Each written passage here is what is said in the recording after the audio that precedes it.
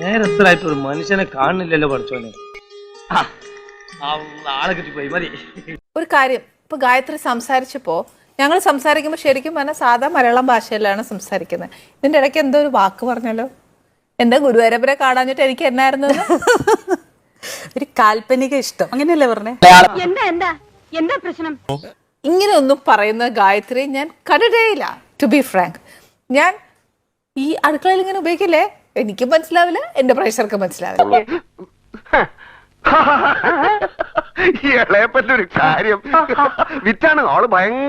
പക്ഷെ ഒരു കാര്യം, ഈ വാക്കുകളൊക്കെ എവിടുന്ന് എപ്പോ എങ്ങനെ? പിന്നെ ജനിച്ചിട്ട് പത്രം വായിച്ചിട്ടില്ല, പിന്നല്ലേ പുസ്തകം. അതാണ് കുഴപ്പം.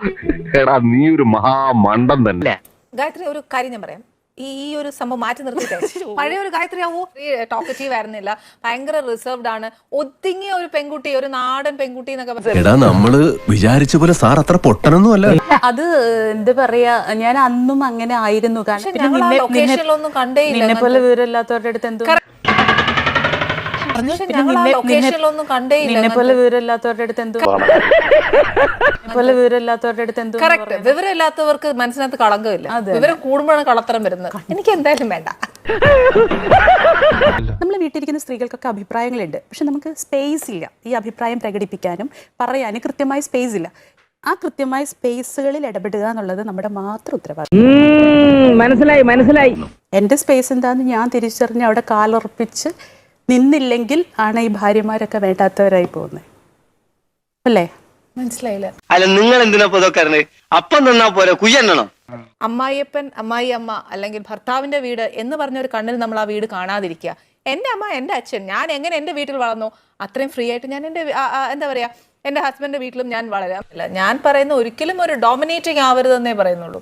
അല്ലാതെ എനിക്ക് ഇത്ര ജോലിയാണ്, എന്നെക്കാട്ടിലും ഞാൻ ഇങ്ങനെ നിൽക്കുള്ളൂ, അത് നിൽക്കരുത്. ഒരു പെൺകുട്ടി ഒരു പടി താന്നു നിന്നാൽ ഒരു കുഴപ്പവും ഇല്ല എന്നാണ് ഞാൻ പറയുന്നത്. അവന്റെ അഭിനയമാണെങ്കിൽ അവനൊരു അവാർഡ് കൊടുക്കേണ്ടി വരും. പിന്നെ പെൺകുട്ടികളാണെങ്കിൽ ഞാൻ ബേസ് അറിയണം. ഒരു വീട്ടിൽ ചെന്നാൽ എന്നൊക്കെ ചെയ്യണം എന്നുള്ള ഒന്നും അറിയാൻ മേലാതെ ഒരു കസേര കയറി ഇരിക്കരുത്. ആനിയുടെ അഭിപ്രായങ്ങളോടൊക്കെ ചെറിയ ചെറിയ ഡിഫറൻസ് എനിക്ക്. കുട്ടിയാണേലും പെൺകുട്ടിയാണേലും പെണ്ണാണേലും ആണാണെങ്കിലും വളരെ കൃത്യമായി നമ്മളുടെ ഉത്തരവാദിത്തങ്ങളെ കുറിച്ച് അറിയാം, നമ്മുടെ വ്യക്തിത്വത്തെ കുറിച്ച്. പെണ്ണിന് മാത്രം കൽപ്പിച്ചു കൊടുക്കുന്ന ഒരു പണിയില്ല എന്നുള്ളിടത്ത് ഞാൻ നന്നായി ഡിഫർ ചെയ്യുന്നുണ്ട്. എന്തൊക്കെയാണ് ഈ കൊച്ചു കേരളത്തിൽ സംഭവിക്കുന്ന? ഇഷ്ടപ്പെട്ടെങ്കിൽ ലൈക്ക് ചെയ്യണം, കമന്റ് ചെയ്യണം.